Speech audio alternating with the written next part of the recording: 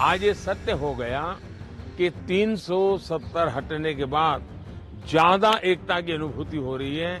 G20 summit वहां होती है, बड़े शान से कश्मीर ने उनका स्वागत किया, पूरी दुनिया का। हिंदुस्तान के सभी राजनीतिक दलों के नेताओं के साथ हमारे संबंध अच्छे ही हैं। तब मैंने रास्ता चुना कि मैं उड़ीसा के उज्जवल भविष्य के लिए अपने आप को खपा दूंगा।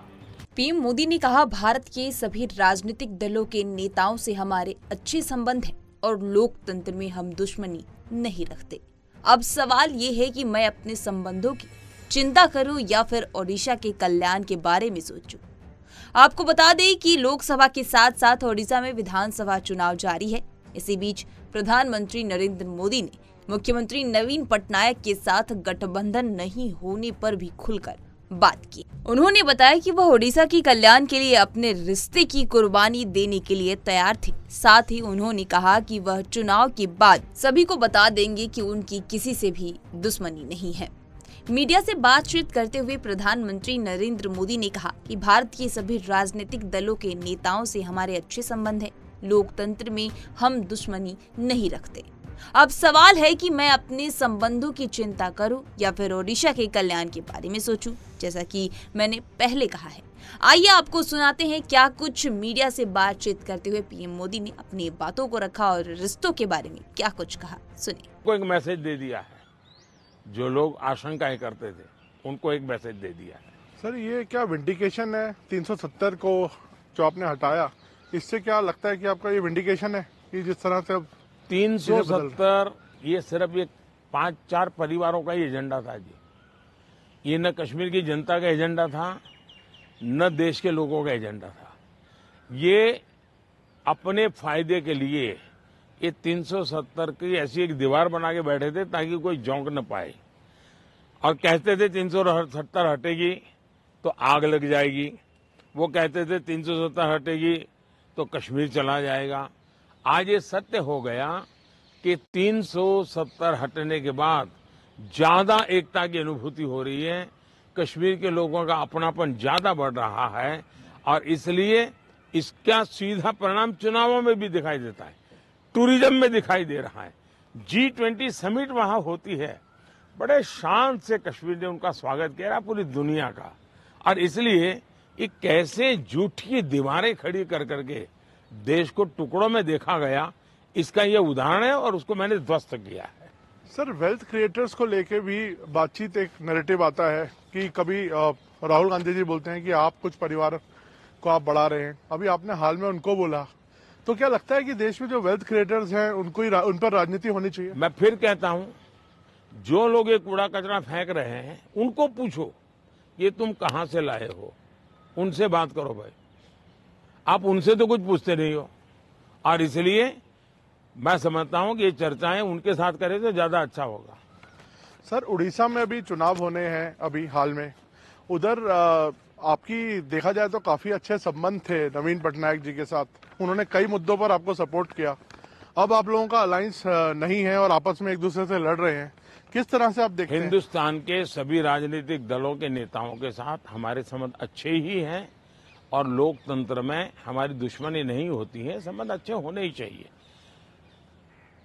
अब सवाल ये है कि मैं मेरे संबंधों को संभालूं कि उड़ीसा के भाग्य की चिंता करूं। तब मैंने रास्ता चुना कि मैं उड़ीसा के उज्जवल भविष्य के लिए अपने आप को खपा दूंगा। उसके लिए मेरे संबंधों को मुझे अगर बलि चढ़ाना पड़ेगा तो मैं उड़ीसा की भलाई के लिए बलि चढ़ाऊंगा, और चुनाव के बाद मैं कन्विंस करूंगा हर एक को कि भाई मुझे किसी की दुश्मनी नहीं है। लेकिन 25 साल से उड़ीसा में प्रगति नहीं हो, और सबसे बड़ी चिंता ऐसी है कि कुछ एक ऐसी टोली है जिसने पूरे उड़ीसा की व्यवस्था को कब्जा कर लिया है।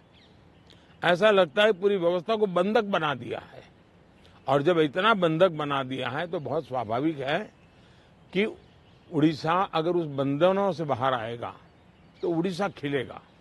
उड़ीसा की अस्मिता का सवाल है।